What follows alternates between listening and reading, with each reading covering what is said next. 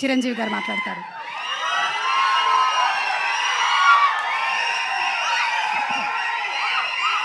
Thank you so much. Thank you. అందరికీ నమస్కారం. ఇలాంటి ఫంక్షన్స్కి రావడం మూలంగా ఇక్కడున్న ఎనర్జీ నాకు ఎంత ఉత్సాహాన్ని ఇస్తుందంటే అంతా ఇంత కాదు. వచ్చే ముందు కొంచెం డల్గా వచ్చినా సరే ఇక్కడి నుంచి ఎనర్జీతో వెళ్తున్నాను. అంత ఎనర్జీ ఇచ్చిన ప్రతి ఒక్కరికి, యూనిట్లో ఉన్న ప్రతి సభ్యులకి, ఆహ్వానితులకు, అభిమానులకు అందరికీ నా హృదయపూర్వక నమస్కారాలు, ధన్యవాదాలు తెలియజేస్తున్నాను.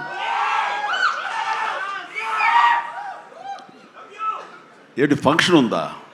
ఎవరు హీరో? లైలా, మన విశ్వక్షన్ ఫంక్షన్కి వెళ్తున్నావా?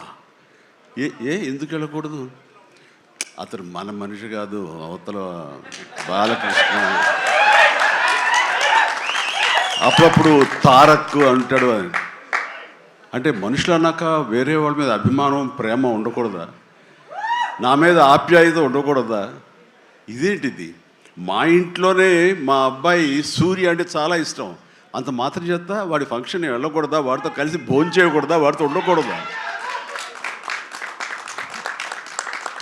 అలాగే మరి మూర్తి గారు అడిగారా, నాగేంద్ర అడిగారా, ఎవరు అడిగారో తెలియదు కానీ అక్కడ ఉన్నారు, వెళ్ళిపోయారు మూర్తి గారు. తెలియదు కానీ నేను ఆ క్లిప్ చూశాను, వాయిస్ గుర్తు లేదు. మీరు బాలకృష్ణ కాంపౌండ్ కదా విశ్వక్సేన్, ఇప్పుడు మెగా కాంపౌండ్ నుంచి ఆయన ఎలా వచ్చారు అని చాలా చక్కగా సమాధానం చెప్పాడు. మా ఇంటికి కాంపౌండ్ ఉంది కానీ ఫిలిం ఇండస్ట్రీ కాంపౌండ్ లేదని. I appreciate.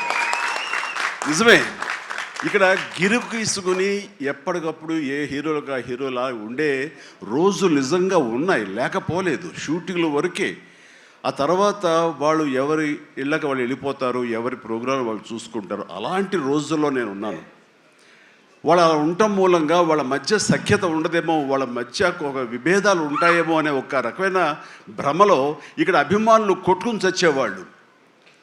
ఆ వాల్ పోస్టులు చింపుకునేవాళ్ళు. నెల్లూరులో మా కజిన్స్ ఉండేవాళ్ళు, వాళ్ళిద్దరు సొంత అన్నతమ్ములు. కానీ వాళ్ళిద్దరు, వాళ్ళు రామారావు గారిని, ఒకళ్ళు నాగేశ్వరరావు గారిని ప్రేమించేవాళ్ళు, ఇష్టపడేవాళ్ళు, అభిమానించేవాళ్ళు. వాళ్ళిద్దరు కొట్టేసుకున్నారు, రక్తోచ్చారు కొట్టేసుకున్నారు. నాకు దానికి కంగారు వచ్చేసింది. నేను చిన్నోడిని. ఎందుకలా కొట్టుకున్నారంటే వాడు అభిమాని, వాడు వాడు అది అంటే నాగ్గాడు ఇలాగని ఇద్దరు కొట్టుకుంటున్నారని చెప్పేసి. అంటే నాకు ఆ రోజు నుంచి మొదలైంది, ఏంటి సినిమా వాళ్ళు హీరోలు బాగానే ఉంటారు, వీళ్ళు కొట్టుకుని వస్తారు ఏంటి అని చెప్పేసి.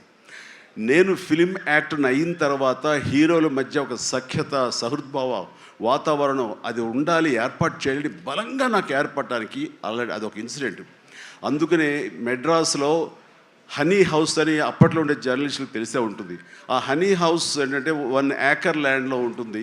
ఎక్కడ ఏ 100 days ఫంక్షన్ జరిగినా, ఏ ముహూర్తాలు ప్రారంభోత్సవాలు జరిగినా, ఎవరికి ఏ బర్త్డేలు జరిగినా, ఏ 31st నైట్ డిసెంబర్ ఫంక్షన్ చేసుకోవాలనుకున్నా సరే అటు తమిళ ఇండస్ట్రీని, ఇటు తెలుగు ఇండస్ట్రీని ఆహ్వానించి అక్కడ అందరికీ చక్కగా పార్టీ ఇచ్చి ఒక రిక్రియేషన్ తోటి మంచి భోజనాలు చేసుకుంటూ, అంటే అవి ఉంటాయనుకోండి, అది వేరే విషయం. సో వీటితోటి మనుషుల్లో ఉండే అరమరకలు కానివ్వండి, పొరపచ్చలు కానివ్వండి, ఇవన్నీ కూడా సమసిపోయి ఎంతో హాయిగా ఉంటారు.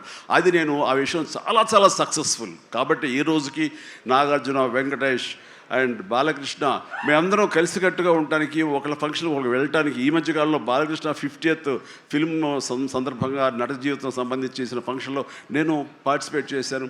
అలాగే నాగార్జున మేము వెరీ ఫ్రీక్వెంట్గా కలుసుకుంటుంటాం. ఈ రక అరమరికలు ఉండకూడదు. అభిమానం అంటే అది పర్సనల్. నా ఒక రకమైన భోజనం రుచిస్తుంది, ఇంకొక రకమైన భోజనం రుచిస్తుంది. అలాగే ఒకళ్ళు ఇంకొకరితో కనెక్ట్ అవుతారు యాక్టర్లుగా.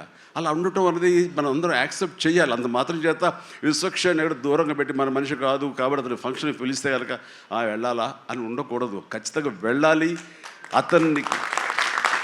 అతను మన ఈ ఇండస్ట్రీ మనిషే, మనలో ఒకడు, మన కుటుంబ సభ్యుడు అన్న భావం, అన్న మెసేజ్ మనం ప్రివేల్ చేయాలి. అంటే ఏదో మనం సెపరేట్గా ఉండటం మూలంగా, మనం అతీతంగా మనం దూరంగా ఉండటం మూలంగా మనకు ప్రత్యేకత వస్తుంది, గుర్తింపు వస్తుంది, తద్వారా మన ఇమేజ్ పెరుగుతుంది అనే భావం కరెక్ట్ కాదు.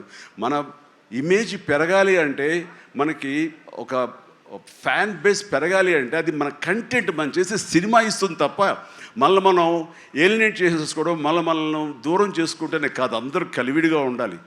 అని మా ఇంట్లో ఇంతమంది హీరోస్ ఉన్నారు, అందరం ప్రతిసారి కలిసిమెలిసిగా ఉంటాం, అన్నీ ఉంటాం. అలాగని చెప్పేసి మా ఇమేజ్లు తక్కువ. ఈ రోజున పవన్ కళ్యాణ్ ఏబీలో కనిపించగానే ఇది అన్నారు, దాన్ని గర్వపడాలి. పుష్ప టూ పెద్ద హిట్ అయింది, బ్లాక్ బస్టర్, దాన్ని గర్విస్తాను. అండ్ తర్వాత ఒక్కోసారి సినిమాలు ఆడచ్చు ఆడకపోవచ్చు, కానీ మనం ఏదైనా సరే ఇండస్ట్రీలో ఒక సినిమా ఆడింది అంటే ప్రతి ఒక్కరు హర్షించాలి.